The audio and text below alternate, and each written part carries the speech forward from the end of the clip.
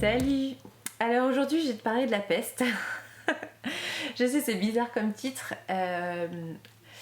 Donc je te remets dans le contexte. Je suis chez moi, j'ai l'impression que rien n'avance, que c'est le bazar dans ma maison. J'ai l'impression que mes enfants, ça fait 3 jours qu'ils n'arrêtent pas de se disputer entre eux.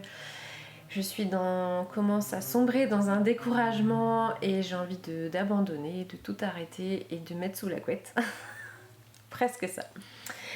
Et j'avais l'impression de me battre en permanence et d'essayer de réenseigner mes enfants, essayer de les réencourager, et je voyais que ça prenait pas et que c'était dur et que c'était parfois il y a des périodes dans la vie où on a l'impression que pour labourer c'est pas avec le tracteur qu'on y va mais c'est avec la bêche et c'est dur et puis du coup des fois je me dis mais est-ce que ça sert, et, enfin bref je me pose toutes ces questions là, donc je suis dans une humeur un petit peu enfin pas une humeur mais un état d'esprit un petit peu abattu.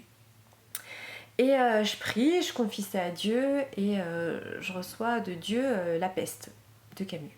Moi je dis mais des fois je suis pas trop sûre quand Dieu me parle de recevoir des choses de Dieu, et puis je dis La peste de Camus, mais je comprends pas, mais qu'est-ce que ça a à voir avec ma situation.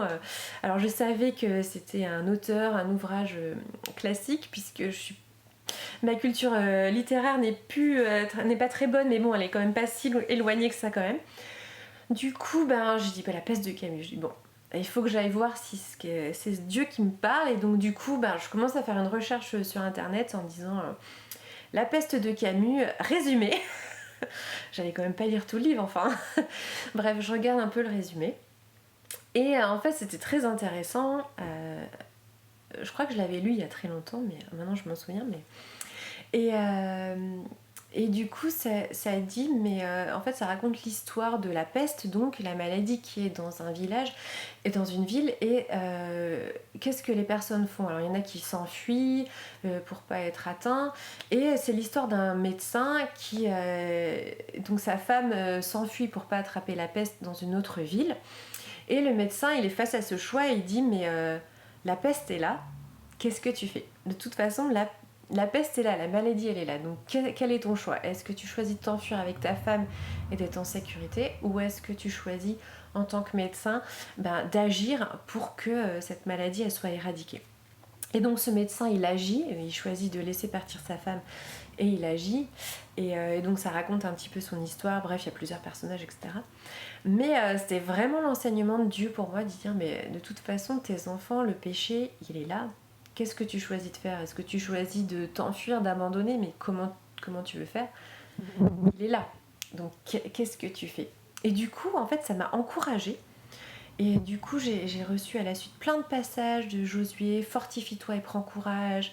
Vas-y, sois vaillante. Lève-toi le matin et prie. Enfin, tous des passages dans la Bible et des choses. Recommande ton sort à l'Éternel. Tous des passages. Et ça m'a encouragée de me dire mais oui, en fait...